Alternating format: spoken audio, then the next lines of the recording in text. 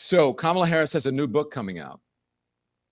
And The Atlantic wrote a piece about it. I think it's like 100, it's called 107 Days or something like that. Is that the right name for the book? 107 Days, which is what the time that she had to run for president. The Atlantic posted an excerpt from it. Excerpts, I should say, from it. And it starts out by talking about what she did. It also, I mean, it gives some analysis as well. And I'll just say it's 107 days. So editor's note here, this is The Atlantic, and it says, the biggest surprise in Kamala Harris's forthcoming account of her rough and ready, intense, and absurdly condensed campaign for president, 107 days, may be that it is filled with surprises. I read it last week, expecting loyalty, collaboration, and discretion. This careful Harris is present, but so too is another Harris, blunt, knowing, fervent, occasionally profane, slyly funny, as you will see in the following excerpt. And throughout this newsworthy book, she no longer seems particularly interested in holding back. Kamala Harris is emancipated. She's free. And I know what that feels like. So Kamala Harris, congratulations. 107 days begins with the events of July 21st, 2024, the very late date on which Joe Biden told his vice president and the world that he would exit the presidential race. The chapter below details the events of July 24th, as well as some of Harris' cute observations about the absurdity and the unprecedented nature of that political movement. 107 Days will be released by Simon & Schuster on September 23rd. And Jeffrey Goldberg. Remember, this is Jeffrey Goldberg of Signal fame. Remember Signalgate? So she starts by talking about the first stop on the day's calendar had been planned months earlier at a meeting in the Oval Office discussing her work uplifting Black executives and entrepreneurs. Dr. Stacey N.C. Grant had invited me to address the annual gathering at the Grand Boule of her sorority, Zeta Phi Beta. Zetas. Now I was in Indianapolis, looking out over a convention center packed with 6,000 powerful women in dark blue dresses and white jackets. I'm a member of a sorority, Alpha Kappa Alpha, AKA she is, the first Black women's Greek letter organization founded at Howard University in 1908. But these women are my sisters too. We're all part of the Divine Nine, the Greek organizations founded when segregation was law in the South and standard practice. So she goes on to talk about that. I mean, this is a very colorful, well-written book. Now, some of the excerpts from the book. Are they in my notes? No, I do not have the excerpts from the book. Hang on. So some of the excerpts from the book. So this is a quote. When she talked about Kamala Harris believed that the administration set her up for failure. That's what she's saying in this book. She's also saying that she believes that they thought that she would overshadow Joe Biden. So they minimized her. So basically what she's saying, and if you have ever been, this happens to women all the time. And so I would have every editorial meeting when I was at CNN, I would ask the women, and well, my team was mostly women. I would say, did you guys say everything you had to say? Because, you know, guys like come in and they say the same thing that the women said 15 minutes before, except they do like this and people buy it or whatever. So I would always say, did you guys say whatever you had to say, we wanted to say, or whatever? Okay, great. Let's go make some TV. So she believed that they tried to dim her star to brighten Joe Biden's star. Worse, she said, I often learned that the president's staff was adding fuel to negative narratives that sprang up around me, meaning in the media. One narrative that took stubborn hold was that I had a chaotic office and unusually high staff turnover during my first year. Kamala Harris, don't I know about the calls coming from inside the house of people spreading lies about you because they want a predicate to be able to dim your star and brighten somebody else's, or just to get rid of you. I believe 100%. And not she didn't have to write this. We knew this. We knew The streets were talking that Kamala Harris was frustrated with the Biden administration because they were basically trying to hide her. They didn't even, if she went to an event, a state dinner, or any of those things, in the book, it says they didn't even want her to talk. She said, and her chief of staff would say, what is she going to stand there like a potted plant? She's not going to do that. And they would say, okay, we'll give her a minute or two to introduce whatever. Who does that? Now the streets are also talking. They say the Biden administration, the Obama administration did the very same thing or tried to with Joe Biden. That's the word on the streets. I don't know. I wasn't there. But this Kamala Harris thing, I completely relate to it. And I believe it 150%. Because people would talk about it when she was in office. So regardless of how you feel about Joe Biden, Kamala Harris is telling the truth here. Now she's talking about what leading up to her taking over. She says, Joe was already polling badly on the age issue, with roughly 75% of voters saying he was too old to be an effective president. Then he started taking on water for his perceived blank check to Benjamin Netanyahu in Gaza. When polls indicated that I was getting more popular, the people around him didn't like the contrast that was emerging. So what do? Either you plant the rumors, you plant the stories to the media, or you don't knock them down. You don't support the person who's being written about. And I believe that is what happened with Kamala Harris, 150%.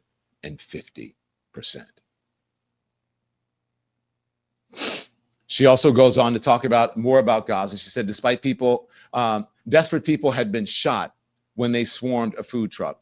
She wanted to speak out more on Gaza and they wouldn't allow her to. And so I tried to tell people when they were, in Michigan and all, I was like, this woman can't really say what she wants to say right now because she's politicking. She's trying to appeal to the broadest amount of people. Don't you guys get that? Do you see what you think Donald Trump's going to be better for Gaza than Kamala Harris? Are you out of your damn mind? Are you out of your rabbit ass mind? Desperate people had been shot when they swarmed a food truck. And I spoke of families reduced to eating leaves or animal feed, women prematurely giving birth with little or no medical care, and children dying from malnutrition and dehydration. I reiterated my strong support for Israel's security and called on Hamas to release the hostages and accept the ceasefire agreement then on the table. I also called on Israel for greater access to aid. It was a speech that had been vetted and approved by the White House and the National Security Council. It went viral and the West Wing was displeased. I was castigated for apparently delivering it too well. I believe it. Don't shine. Don't tell the truth because you outshine others and your talent is bigger and your star is brighter.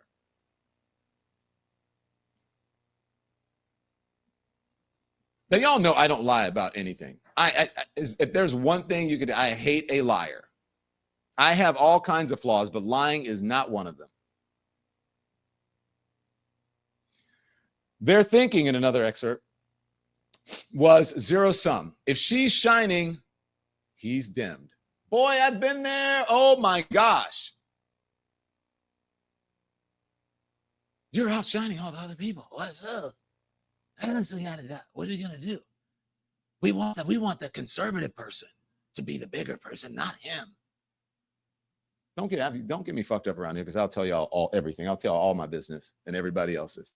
None of them grasp that if I did well, he did well, which is the truth. A rising tide lifts all boats. People don't understand that because they're jealous. That, given the concerns about his age, my visible success as his vice president was vital. It would serve as a testament to his judgment in choosing me and reassurance that if something happened, the country was in good hands. My success was important for him. His team didn't get it. Speak your truth, Kamala Harris. Speak your truth. Now, there is another excerpt. I think this is it. There's another excerpt about her saying, where is that excerpt? About her saying that she thought Joe Biden had slowed down, but he was never not in control of the government. Do we have that one? Do we have that excerpt? Anybody? Bueller? We'll just have to search the piece for it. Okay. Okay. Shit, I called for that. I wanted that one specifically. I said that. This is the one she said, hang on, I'll find it in the piece. What did she say?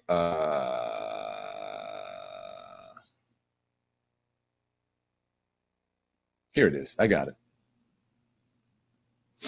Many people want to spin up a narrative of some big conspiracy at the White House to hide Joe Biden's infirmity. Here is the truth as I lived it. Joe Biden was a smart guy with long experience and deep conviction, able to discharge the duties of president. On his worst day, he was more deeply knowledgeable, more capable of exercising judgment, and far more compassionate than Donald Trump on his best day. On his best, she says, not day. But at 81, Joe got tired. That's when his age showed in physical and verbal stumbles. I don't think it's any surprise that the debate debacle happened right after 2 back-to-back trips to Europe and a flight to the West Coast for a Hollywood fundraiser. I don't believe it was incapacity. If I believed that, I would have said so. As loyal as I am to President Biden, I am more loyal to my country.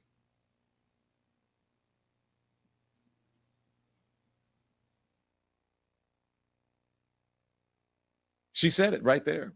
And I agree with her. I always said Joe Biden has very competent and smart people around him, and he may be losing a step, as we all do, as I am as a man of a certain age. I'm losing a step too. Sometimes I have to search for words. I'm like, wait a minute, what? Things that used to come to me quickly. That's a natural. That's life. That happens. So he's an 81-year-old man.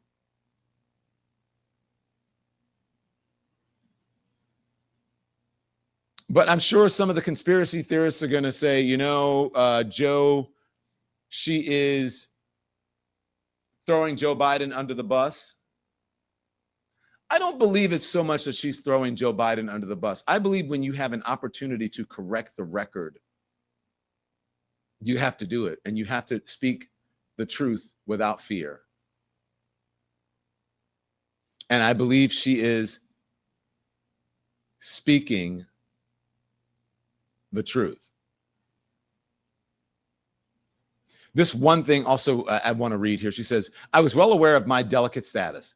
Lore has it that every ongoing chief of staff always tells the incoming president's chief of staff, rule number 1, watch the VP, because I had gone after him over busing in 2019 primary debate. I came into the White House with what we lawyers call a rebuttal presumption. I had to prove my loyalty time and time again.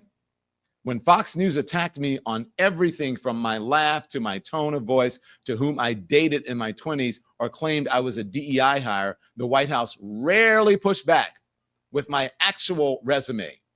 2 terms elected DA, top cop in the 2nd largest Department of Justice in the United States, senator representing 1 in 8 Americans. Lorraine Bowles, my chief of staff, constantly had to advocate for my role at events. She's not going to stand there like a potted plant. Give her 2 minutes of remarks. Have her introduce the president. They had a huge comms team. They had Karine Jean-Pierre briefing in the press room every day, but getting anything positive said about my work or any defense against untrue attacks was almost impossible.